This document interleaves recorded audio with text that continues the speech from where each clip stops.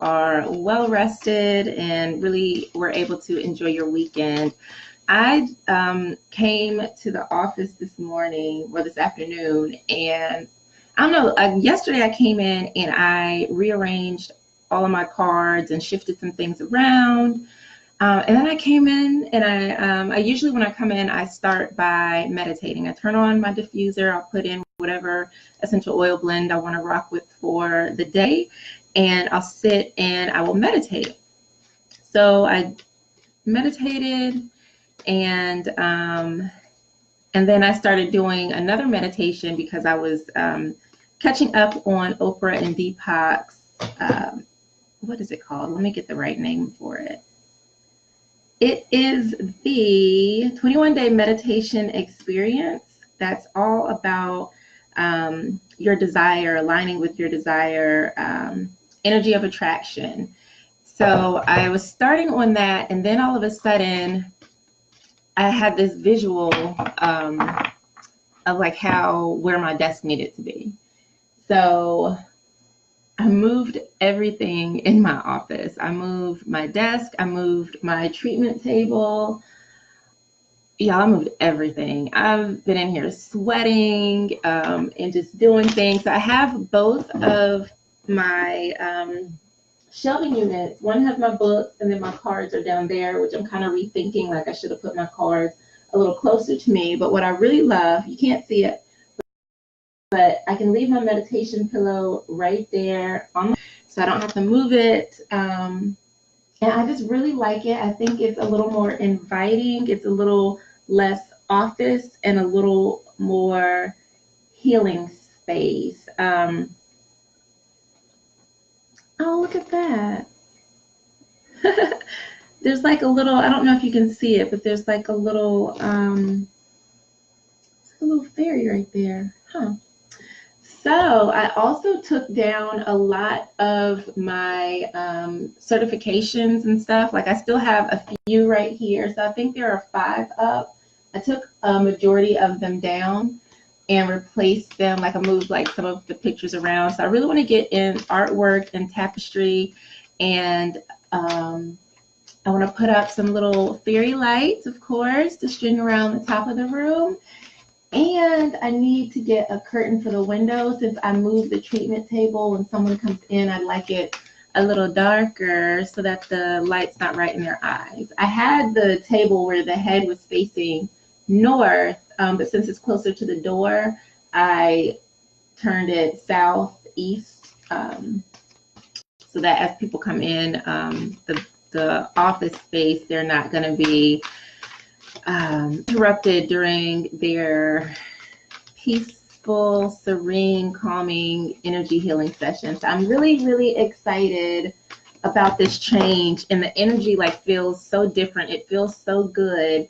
For the last, I want to say, for the last month or so, I've been really wanting to switch things up, like something didn't feel right in this space to me. And since I've made changes to like my hair, which when I figure out what's next for my hair, but this just needed to happen. I feel like I'm going through some shifts, and like me just changing the space, it really refreshed everything, and it feels really, really juicy, really yummy, and exactly what it needs to be. So as I was talking, I was shuffling my Kuan Yin Oracle card deck. I started doing like these meditations with you all a while back and then got off track. So I really want to bring that back into the swing of things. But before I read the card, I want to share the message that I received as I was like reflecting on love and just thinking about love and relationships, and you know why so many are looking for love and feel like they can't find love. So the message that I received, this was kind of like not necessarily in a meditation, but just information that just like was like, oh, this is what it is. So I guess like a spiritual download. And you know, a lot of people are searching for their twin flame. They want to find their soulmate. They want to find the one. They want to find their lifelong partner. And also, a lot of people want love, but they are afraid of being hurt, afraid of being used, afraid of going through the same old shit. There's fear there. And so we are approaching love from a fear-based place, and your heart's not really open. You're like, you want it, but you're not really sure about it. And so what the message is that when you are looking for love, it starts with you. You are your twin flame. You are your soulmate. And you have to truly love you on a deep level in order for first of all, in order for your heart to open, and in order for you to then start attracting loving people into your life. Until then, all of your relationships are a reflection of you. And if there's discord, disharmony, miscommunication, if they don't feel good, if you're not getting what it is that you want in a relationship, comes back to self. It comes back to self-love. The other thing, as far as, wanting love, but your heart is closed, or you're coming at it from a fear-based place, or you cannot have fear and love in the same place. You cannot fear the thing that you desire. If you want love and you are afraid of it, it's not going to come to you. If you want love but you don't trust, you're not going to be in a loving relationship. You have to be completely open to the experience of love. And that means taking a risk. That means that you might get hurt at some point again. But it's also knowing that, okay, there's a lesson in this.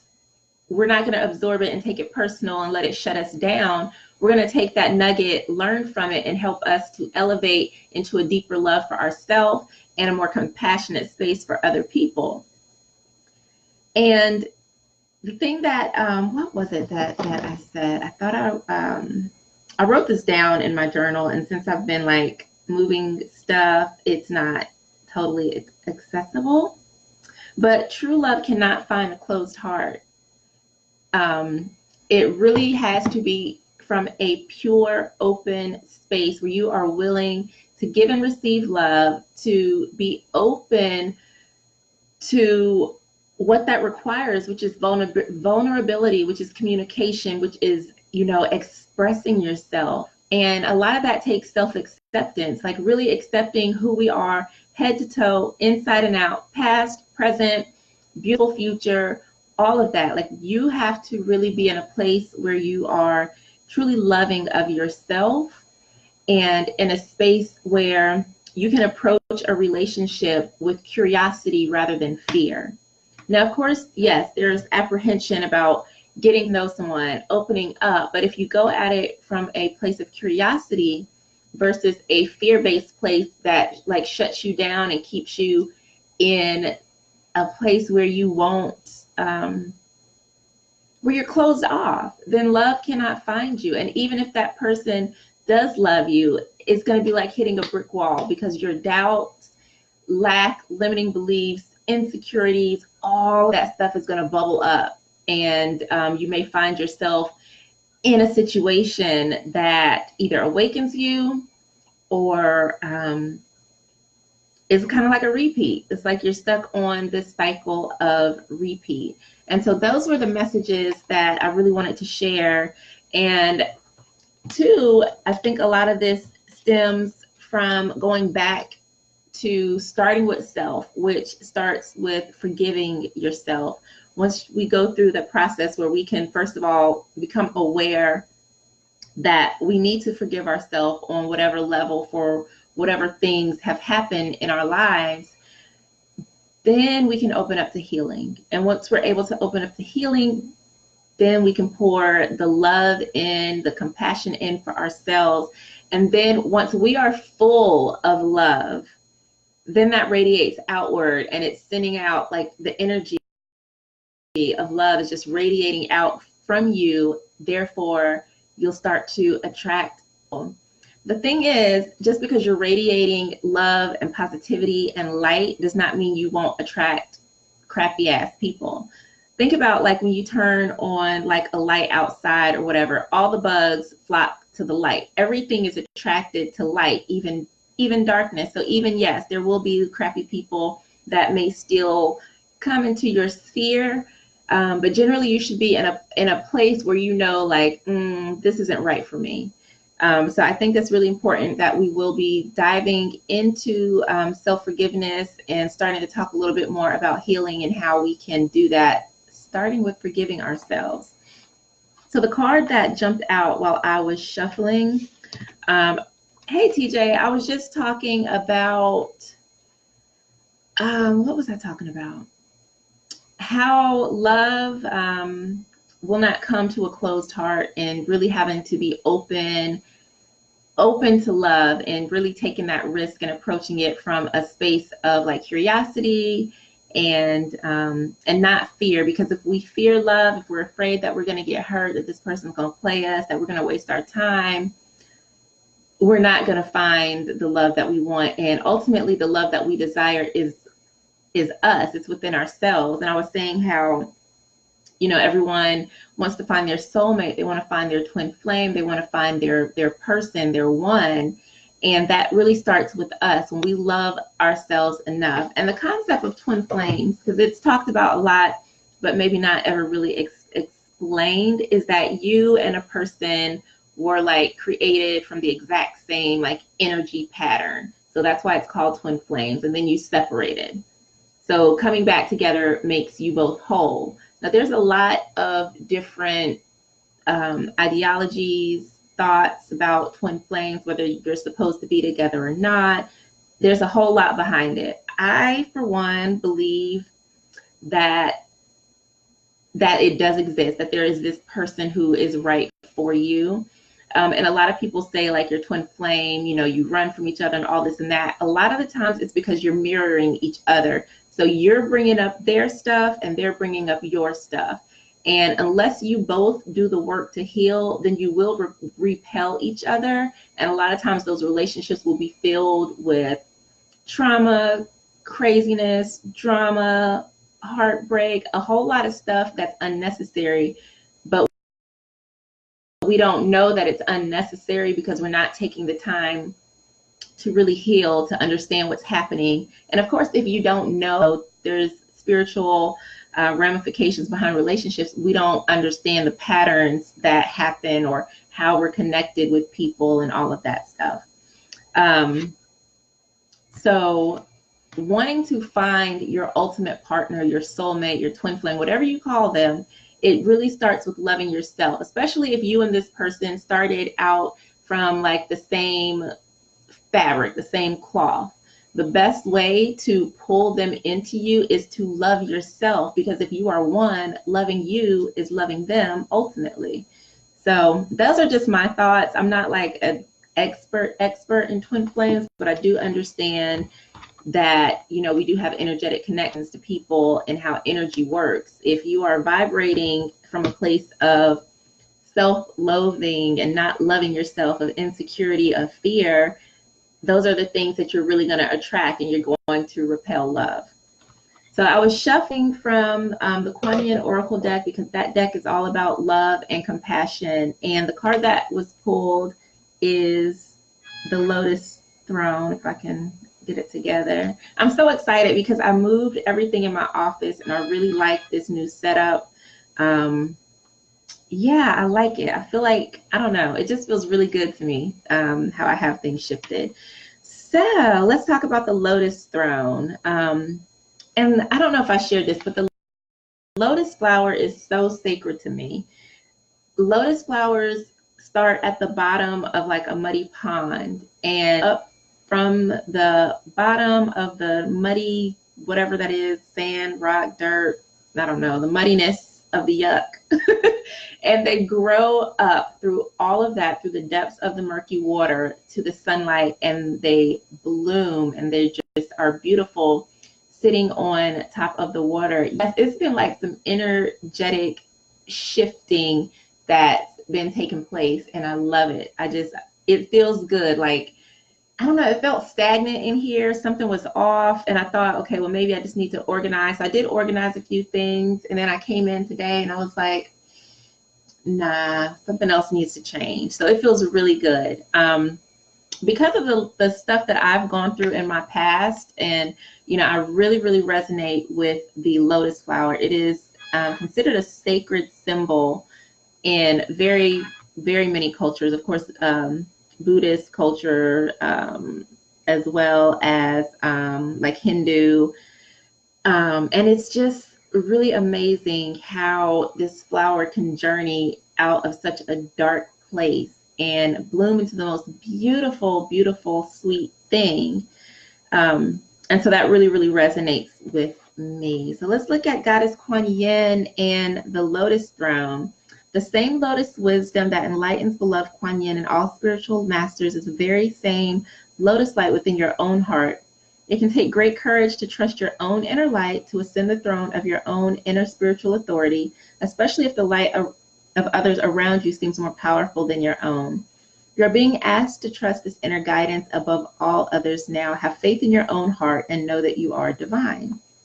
So I really like how this kind of ties into what we've been talking about, like trusting your heart. In order to do that, you have to care for it. You have to get to know it. You have to, and that's kind of like what we were talking about, connecting with our passions. Like, what does your heart desire? It's hard to answer that question if you don't know, because you haven't gotten to connect with yourself. So it's really important that you tune into your own heart, to your own desires, to your own needs, to your own light. A lot of times we get blinded by the people who are out there, and we think we have to follow this person, instead of like listening to ourselves. Ultimately, you all have the answers within you. As a coach, I can help you pull them out of you, but I can't necessarily answer your life questions for you, because what my answer might not resonate with you. It might not be the best answer for you. And there's a really delicate balance with coaching, and like if you're not aligned with what someone's wishes are, because I've worked with coaches before in like a business capacity, and whatever they were talking about was so not anything to do with my vision. And so some of them I'm thinking, okay, she's got to know what she's talking about. And I wasted at least 1.5 years on something that I didn't like, that did not feel right to me, and it was not my vision. And so then I had to go behind and play catch up and change all of this stuff when I should have listened to myself in the first place. So it's really great and well to have people that you look up to, mentors, guides, all of that stuff, but you also have to get to a place where you can trust your heart. And even for me, like as a coach, like I don't want to have clients that have to work with me like forever. Like, no, like we can work together a few times, but my goal is to get you to a point where you are like so empowered and confident in yourself and who you are that you don't need me. And I know people are like, well, how you going? But that is what I want. I want to create empowerment, not dependency. And not everyone thinks like that. And some people are just like kind of capitalizing on people's pain points or their weaknesses. So that's why, like, that lesson to me when I worked with this coach, it was such a just a really eye-opening experience, and a very good lesson for me in trusting my intuition, trusting my vision, and trusting my own light and my own authority. And so going back into like talking about love, like believing in your beauty, believing in your story, believing in your beliefs, like your whatever your spiritual beliefs are, believing in the things that make you you.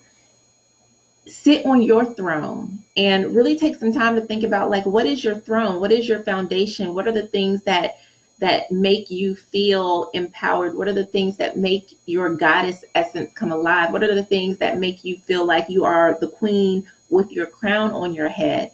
Those are the things that you want to reflect on and make sure that you are really tuning into those things. And if people around you are with whatever those things are, find new people. Keep doing what you're doing. Keep walking your path. And the people who are going to support you and who are going to like vibe with that, they'll automatically come to you. And the people who don't quite get it, don't respect it, they will gradually fall away. But it's important to stay on that path, because I've been in places where like I've been on my spiritual journey and then I get sidetracked because like I was the weirdo. I didn't fit in. I didn't have any friends, didn't have anybody to talk to about, you know, spiritual type of things. Like only within the last, has it been 2 years yet? I'm not sure if it's been 2 years, possibly 2 years, have I really became vocal about the fact that I read tarot cards and read oracle cards. And I live in the Bible Belt. So, and I've always been fascinated by all things like spiritual, mystical, metaphysical, esoteric, you name it. Like I remember I used to love reading North Carolina ghost stories. There's a rich history of like ghost stories in North Carolina, from like shipwrecks on the Cape Fear River and I was fascinated by all of it. But who was I going to talk to about these things that were so weird and so taboo and you're not supposed to discuss, right? So I had to like hide that part of me. And now still I'm starting to like come out of, you know, the tarot closet or whatever you want to call it. And that's part of my throne. That is who I am. And that is something that helps me grow. It helps me connect to spirit. And if you don't like that part of me, then we're just not for each other. And so it's just really empowering to reclaim those nuggets of yourself. And that kind of taps into like the things that you are passionate about, the things that get you excited, the stuff that you can do all day long and talk about forever. Those are the things that you want to start to reclaim and see how you can integrate those into your life to really, really reconnect with yourself and just trust in your path and know that you are divine and whatever your unique talents, gifts, skill sets, whatever that is your blessing and that is your miracle. And you want to hold tight to that. So I think that is it. I'm going to wrap this up. I hope you enjoyed Spiritual Love Sunday. Hopefully we'll be able to do this every Sunday because I liked it. This was a lot of fun. So I hope you have a great rest of your day. I'm still working on the forgiveness journey, and also I'm going to outline some things that I want to cover in the next healing circle, which will take place on August 22nd. That's a Wednesday at 9 p.m. Eastern Time. I cannot wait to talk to you. I will see you all again soon. Bye, ladies.